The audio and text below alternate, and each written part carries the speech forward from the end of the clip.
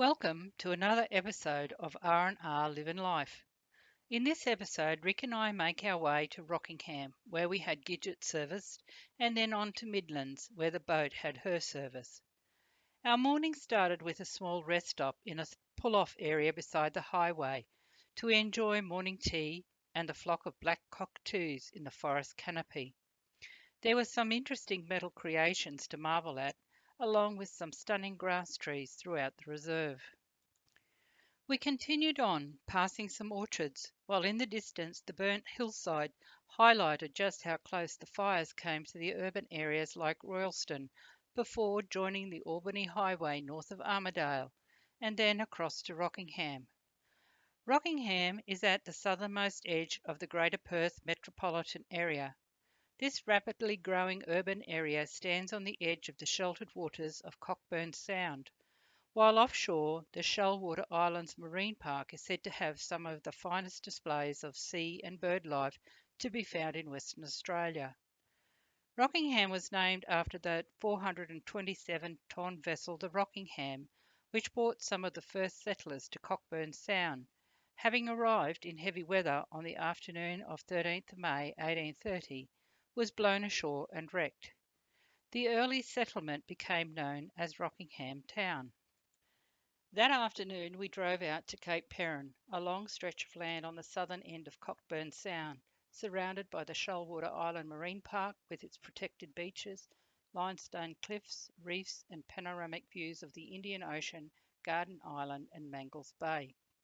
From Point Perrin we had views of the 4.3-kilometre causeway constructed in 1973 between Cape Perrin and Garden Island to carry vehicle traffic between the mainland and the island, with access restricted to the military, since the island houses HMAS Stirling, a Royal Australian Navy base that is part of the Fleet Base West, situated on the west coast of Australia.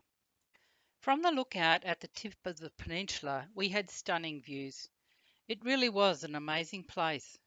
The well-maintained, short-graded walking path around the peninsula was easy to follow, with spectacular views of the rugged limestone cliffs with sandy beaches and offshore reefs, while in places the sheltered northern shoreline. We looked around Point Perrin K Battery, another interesting piece of World War II history.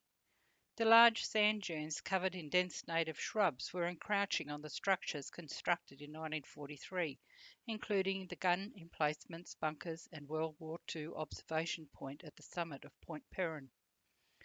Originally the site had two gun emplacements, an observation post bunker, an operations bunker, two ammunition bunkers and several other ancillary elements, which together were a part of a network of defence strategies around the port of Fremantle. The southern gun emplacement was in extremely poor condition, effectively falling off the side of the hill, where sand movement had caused the structure to become unstable. Sadly, very little remains of K Battery, such an important piece of World War II history and the defence of Australia, and it was disappointing to see what does remain having been vandalised. I suppose lack of respect or just plain boredom, who really knows? Such a nostalgic and poignant piece of history, where we pondered the adversity, chaos and turmoil of being at war. The nights in Rockingham proved to be much noisier than what we had been used to, but we did make the most of our time when we were there. After Gidget was serviced, we moved on to the Swan Valley, having previously been there over 10 years ago. We were not expecting the extensive developments that had occurred in the area. That afternoon we drove into Midlands to find where we were to drop off the boat for her service, before driving back through Guildford, very different from when we were here last time, with more train lines, highway intersection, houses and shopping precincts.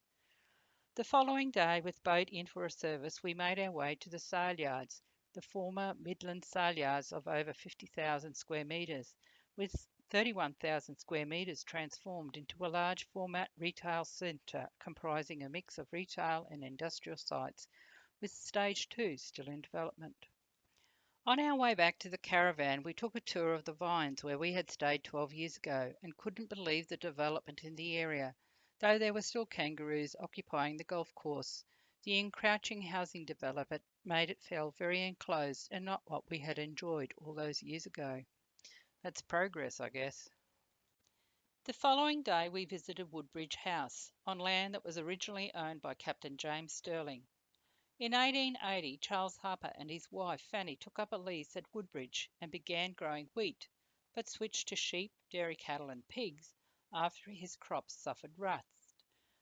After Woodbridge Estate was subdivided in 1883, Harper bought 274 acres and commissioned architect Francis Bird to prepare plans for a family home to replace the mud cottage, with the then family of six moving into the completed gracious red brick mansion in 1885. Over the following decade, six more children were born, with the family being supported by live-in staff and others who came in for specific tasks. Woodbridge House, described upon being completed in 1884, was the handsomest private residence that has yet been erected in the colony. Woodbridge sits on the banks of the Swan River. It was not only the home of the Harper family, but the centre of Charles Harper's farming and experimental activities, as he was an innovative agriculturalist, part owner of the West Australian newspaper, parliamentarian, and associated with the early development of private school education, with a school being established in the house in 1895 for his children and those of his neighbours, with a small single-storied school building being erected in 1990. He was also associated with the evolution of the state secondary education in metropolitan areas of Western Australia. Woodbridge at Mendoon supported extensive orchards of apples, pears, peaches, and table grapes, a commercial nursery stocked fruit trees and vines. Charles developed various wheat varieties, pioneered by the use of artesian water for agricultural purposes, developed an extensive fencing system, and improved pastures using clover and superphosphate. In the 1880s to the early 1920s, the place was the centre of the diverse business and agricultural operations of the Harper family. We wandered the grounds, admiring the towering jarras and cottage gardens, with a delightful view of the Swan River and across the river to vineyards. We explored the magnificent interior of the house, where we got to visit many of the rooms, complete with authentic period furniture, ornaments, fixtures, and everyday items from the past. I was fascinated not only by the stunning vases and corner pieces inside the house, but also the cast iron lacework on the verandas and balconies, most of which has been lost during the wartime conversions. Woodbridge House was a stunning house. The following day was a travelling day. We left the Swan Valley and made our way just a short drive up the highway to Mutchee. In 1960, the Mutchee Tracking Station, part of NASA's Mercury project, was established about 4 kilometres south-southwest just outside of town. In 1962, the first Australian to speak with a space traveller did so from the Mutchee facility. The station was closed in 1964 after the end of the Mercury project and replaced by the Carnarvon Tracking Station for the Gemini and Apollo projects. The area was first surveyed as farmland in 1845 as part of a property to be owned by George Moore. With the opening of a railway siding in the area between 1892 and 1898, caused permanent structures to be built, and by 1903 farm lots were surveyed close to the siding, with the township being later gazetted in 1904. While stretching our legs with a walk around John Glen Park, we found a swap and borrow box under one of the seats in the park. From Mucha, we continued along the highway before stopping to check out the Old North Road stock route, one of the earliest and important stock routes in Western Australia, being the one that linked the metropolitan area with the Champion Bay north of Geraldton. For 44 years, from 1850 until the Midlands Railway was completed in 1894, it was the route by which many thousands of sheep and cattle were driven north to stock the new wool-growing and breeding stations, and southwards to provide meat for the metropolis. Stockyards were built and wells sunk along the route for use by drovers and their travelling stock, as well as being a major thoroughfare for travellers and drovers to the northern districts before the Midland Railway was completed. Hundreds of horses travelled it, either carrying people or packs, drawing carts or buggies, or just being driven loose to the fields of their new labours. In later years, great numbers of camels were taken along it to cart water for the Murchison goldfields, and of course all these animals had people to drive them and guide them, find water and feed for them, and protect them from the poisonous plants along the way. A road along the route was constructed during the Depression in the 1920s with labour by men from Perth on unemployment relief and hand-pitched limestone, loaded and carried from nearby quarries in drays, with bullock or horse-drawn teams to the site. In 1924, due to a change in government, the unemployed relief men were sent to the wheat belt to build railways, and the Public Works Department road was abandoned, with only 7 miles completed up to Greenwood Road. When realignment occurred in the 1970s and 80s, the 1.3 kilometre section we visited was the only remaining remnant of the original hand-laid part of Cowalla Road. The following day was a jam-packed exploring day, including Junction Bridge at Neargabby, Alkimano's Beach, Shorehaven, Mary Lindsay Homestead, Yancheep, Moore Estuary, Gilderton Beach, and Seabird. Our first stop was at Old Junction Bridge at Neargabby, built in 1863, providing a crossing over the Gingin Brook for livestock and drovers on the Old North Road stock route. Neargabby is at the confluence of the Gingin Brook and Moore River, and due to its proximity to both the coast and to fresh water, the area has allowed for more intensive agriculture to thrive, with numerous citron orchards and farming retreats located along Gingin Brook. From Neargabby we made our way to Alkimos, where a former World War II Liberty ship was first launched in October 1943 to supply war cargo from America to Britain.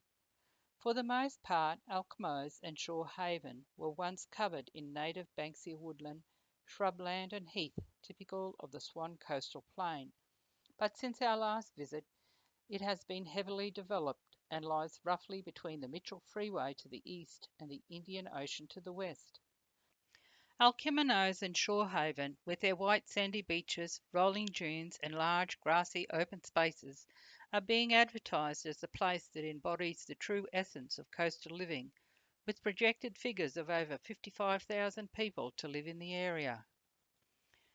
We then made our way to Mary Lindsay Homestead at Yancheep, a former rural property on the west side of Two Rocks Road, approximately 200 to 300 metres from the Indian Ocean. The site contains a well and a sheep dip, along with the homestead. In 1926, Mary Lindsay purchased approximately 23,000 acres of land along the coast from the Midlands Railway Company, who had been granted the land following the construction of the railway to Geraldton, completed in 1894. The Lindsay family lived in tents while the timber-framed homestead was constructed in 1926, with stables and men's quarters believed to have been built nearby, though there were no remains present. The property was used for cattle and sheep farming, as well as for breeding Clydesdale horses and Hungarian ponies.